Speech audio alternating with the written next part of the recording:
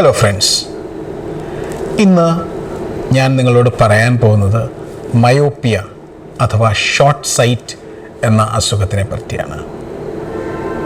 നമുക്കറിയാം, നമ്മുടെ കണ്ണുകൾക്കുള്ളിലൂടെ ലൈറ്റ് ലെൻസിലൂടെ ഫോക്കസായിട്ട് റെറ്റിനയിൽ വരുമ്പോഴാണ് നമ്മൾ എല്ലാം വളരെ വ്യക്തമായി കാണുന്നത്. മയോപ്പിയ എന്ന് വിചാരിച്ചാൽ നമ്മളുടെ കണ്ണിൻ്റെ റെറ്റിന എത്തുന്നതിന് മുമ്പേ തന്നെ നമ്മളുടെ ലൈറ്റ് ഫോക്കസ് ആവുന്നതിനാണ് മയോപ്പിയ എന്ന് പറയുന്നത്. ഞാൻ ഡോക്ടർ ഗോപാൽ എസ് പിള്ളൈ, അമൃത ഹോസ്പിറ്റലിലെ നേത്രവിഭാഗം മേധാവിയാണ്. എൻ്റെ വീഡിയോസ് നിങ്ങൾ കാണുന്നതിനും അത് പുതിയ വീഡിയോസ് നിങ്ങൾക്ക് ഉടനെ വരുന്നതിനും നിങ്ങൾ സബ്സ്ക്രൈബ് ചെയ്യുകയും ആ ബെൽ ഐക്കോൺ പ്രസ് ചെയ്യുകയും ചെയ്യുക.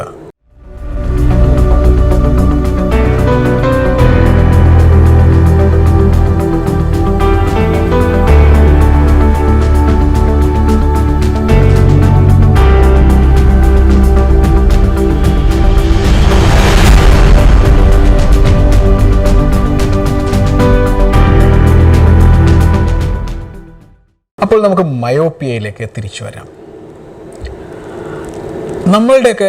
എൻ്റെയൊക്കെ കുട്ടിക്കാലത്ത്, പ്രോബ്ലി എൻ്റെ ക്ലാസ്സിൽ ഒരു 25% കുട്ടികൾക്ക് കണ്ണാടി ഉണ്ടായിരുന്നു. പക്ഷേ ഇന്ന് എൻ്റെ കുട്ടികളുടെ ക്ലാസ്സിൽ 50-60% കുട്ടികൾക്ക് കണ്ണാടിയുണ്ട്. എന്താണ് ഈ മാറ്റത്തിന് കാരണം? മയോപ്പിയയാണ് ഈ മാറ്റത്തിൻ്റെ കാരണം.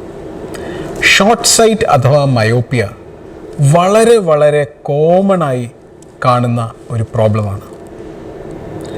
അപ്പോൾ മാതാപിതാക്കൾക്ക് കണ്ണാടി അഥവാ മയോപ്പിയ ഉണ്ടെങ്കിൽ, അല്ലെങ്കിൽ ഷോർട്ട് സൈറ്റ് ഉണ്ടെങ്കിൽ, കുട്ടികൾക്ക് ഷോർട്ട് സൈറ്റ് വരാനുള്ള വളരെയധികം സാധ്യതയുണ്ട്.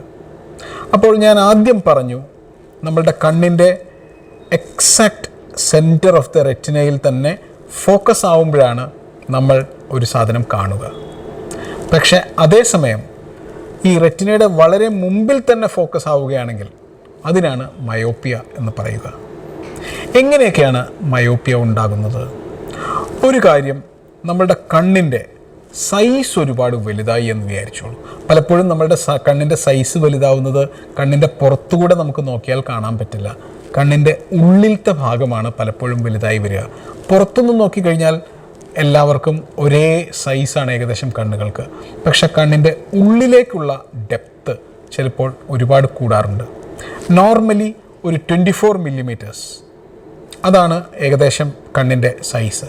പക്ഷേ 30-35 മില്ലിമീറ്റർ വരെയൊക്കെ കണ്ണിൻ്റെ സൈസ് ഉള്ളിലേക്ക് വളർന്നു വലുതാവുക. 1 മില്ലിമീറ്റർ സൈസ് വലുതാവുകയാണെങ്കിൽ ഒരു 3 ഡയോപ്റ്റർ പവറാണ് സാധാരണ കണ്ണാടിയിൽ വരുന്നത്. അപ്പോൾ ഒരു 24 മില്ലിമീറ്ററിന് പകരം ഒരു 25 മില്ലിമീറ്റർ ആണെങ്കിൽ പ്രോബബ്ലി ആ കുട്ടിക്ക് ഒരു 3 ഡയോപ്റ്ററിൻ്റെ, അതായത് പവർ 3 ഡയോപ്റ്റർ എന്നുള്ള രീതിയിലുള്ള ഒരു കണ്ണാടിയായിരിക്കും മിക്കവാറും വെക്കേണ്ടി വരിക. പിന്നെ ഒരു കാരണം മയോപ്പിയ വരാൻ നമ്മളുടെ ലെൻസിൻ്റെ റിഫ്രാക്റ്റീവ് ഇൻഡെക്സ്, അതായത് ഒരു റേ ഓഫ് ലൈറ്റിനെ ബെൻഡ് ചെയ്യിക്കാനുള്ള കഴിവ്, അത് കൂടാം. തിമിരത്തിൻ്റെ ഏർലി സ്റ്റേജിലാണ് സാധാരണ അത് സംഭവിക്കുക. അപ്പോൾ തിമിരം വളർന്ന് വരുന്നതിൻ്റെ ഒരു ഏറ്റവും ആദ്യത്തെ സ്റ്റേജുകളിൽ നമ്മളുടെ ലെൻസിൻ്റെ തന്നെ റിഫ്രാക്റ്റീവ് ഇൻഡെക്സ് കൂടും, അതിൻ്റെ കട്ടി കൂടും, അതിൻ്റെ റിഫ്രാക്റ്റീവ് ഇൻഡെക്സ് കൂടും. അതായത് ലെൻസിലൂടെ പോകുന്ന ലൈറ്റ് ഇത്രയും വളഞ്ഞുകൊണ്ടിരുന്നത് അത് കുറച്ചുകൂടെ കൂടുതൽ വളയാൻ തുടങ്ങും. അങ്ങനെയുള്ളവർക്കും മയോപ്പിയ വരാം. അപ്പം തിമിരം വരുമ്പോൾ അതിന് തൊട്ട് മുമ്പ് മയോപ്പിയ വരാം. 3, നമ്മളുടെ ലെൻസിൻ്റെ പൊസിഷൻ, കറക്റ്റ് പൊസിഷനിൽ നിന്ന് കുറച്ച് അങ്ങോട്ടോ ഇങ്ങോട്ടോ മാറിയാലും പലപ്പോഴും മയോപ്പിയ വരാൻ സാധ്യതയുണ്ട്. അപ്പോൾ ഈ മയോപ്പിയ ഇപ്പോഴത്തെ കുട്ടികളിൽ കൂടുതലായി കാണാനുള്ള കാരണം എന്താണ്?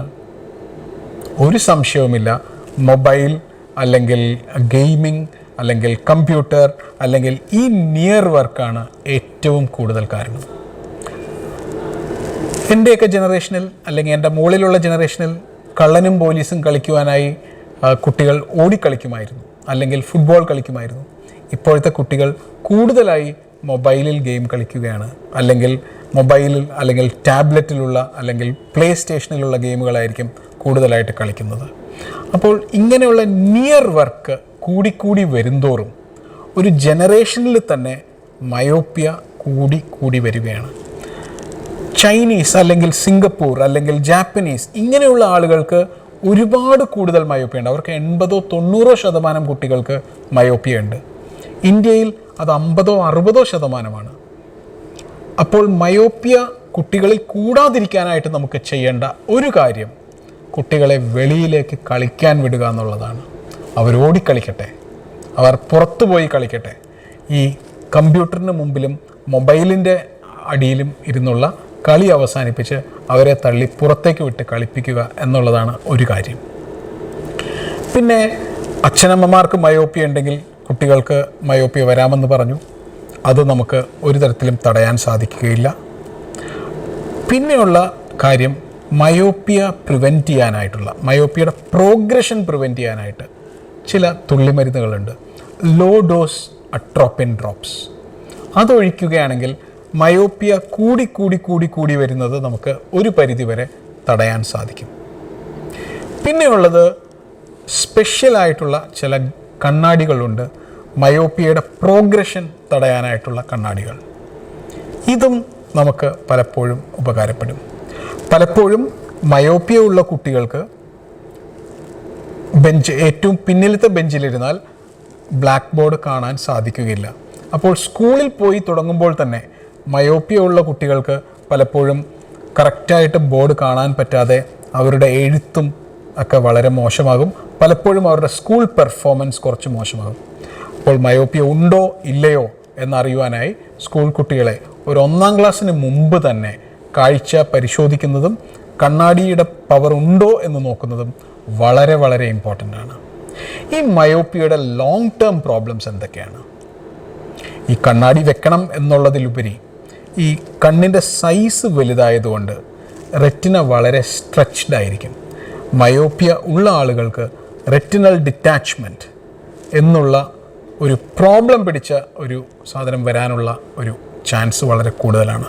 റെറ്റിനൽ ഡിറ്റാച്ച്മെൻറ്റ് റെറ്റിനയിൽ നിന്ന് ആ റെറ്റിന ഇളകി വരുന്ന ഒരു ഭാഗമാണ്. കീറൽ വന്ന് ഇളകി വരുന്നതാണ്. കാരണം മയോപ്പിയ വരുമ്പോഴത്തേക്കും റെറ്റിന ഒരുപാട് സ്ട്രെച്ച്ഡ് ആവും, അത് വളരെ തിന്നാവും, അവിടെ എവിടെയെങ്കിലും കീറൽ വരും, കീറലിലൂടെ ഫ്ലൂയിഡ് ഉള്ളിൽ വന്ന് റെറ്റിന ഇളകി വരും. അടുത്ത ഒരു പ്രോബ്ലമാണ് മയോപിക് കോറിയോ റെറ്റിനൽ ഡിജനറേഷൻ.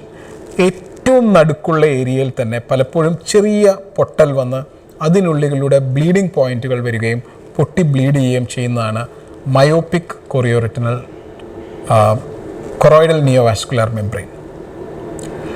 പിന്നെ ഉള്ളത് ഞാൻ പറഞ്ഞു, വളരെ സ്ട്രെച്ച്ഡ് ആയിട്ടിരുന്ന് തിന്നായി പോകുന്ന ആ റെറ്റിനയുടെ ഉള്ളിൽ ഡിജനറേഷൻ വരിക, അതിൻ്റെ സെല്ലുകൾ പതുക്കെ ഡാമേജ് ആയി പോവുക, അങ്ങനെ കാഴ്ച കുറയാം. മയോപിക് സ്റ്റഫൈലോമ, അതായത് ഈ സ്ട്രെച്ച് കാരണം തന്നെ ചില ഭാഗത്ത് റെറ്റിന തന്നെ വളരെ ഒരു കുഴിയിലേക്ക് പോകുന്ന പോലെ ആവുക, ഇങ്ങനെയൊക്കെയുള്ള ഒരുപാട് പ്രോബ്ലംസ് മയോപ്പിയ ഉള്ള ആളുകൾക്ക് ഉണ്ടാവാറുണ്ട്. മയോപ്പിയ ചികിത്സിക്കാനായി എന്തൊക്കെ മാർഗങ്ങളുണ്ട്? ഏറ്റവും സിമ്പിളായിട്ടുള്ള മാർഗമാണ് കണ്ണാടി വെക്കൽ. പിന്നെ കണ്ണാടി വെക്കുന്നത് ഒരു വലിയ ബുദ്ധിമുട്ടായിട്ടുള്ളവർക്ക് പലപ്പോഴും ഒരു കോണ്ടാക്ട് ലെൻസ് ഉപയോഗിക്കാം. ഇപ്പോൾ വളരെ നൂതനമായ കാര്യങ്ങൾ വരുന്നത് ലാസിക്, എക്സൈമർ ലേസർ സർജറിയിലൂടെ, അല്ലെങ്കിൽ കണ്ണിൻ്റെ ഉള്ളിൽ ഒരു ഫേക്കിക് IOL ഘടിപ്പിക്കുന്നതിലൂടെ, അതായത് ഒരു പുതിയൊരു ലെൻസ് നമ്മളുടെ ഒറിജിനലായിട്ടുള്ള ലെൻസിൻ്റെ മുകളിൽ ഘടിപ്പിക്കുന്നതോടുകൂടി, അല്ലെങ്കിൽ ഫോട്ടോ റിഫ്രാക്റ്റീവ് കെരറ്റക്ടമി, ഇങ്ങനെ മയോപ്പിയെ പൂർണ്ണമായിട്ട് മാറ്റുവാനായിട്ടുള്ള പല നൂതനമായ സർജറികളും ലേസറുകളും ഉണ്ട്.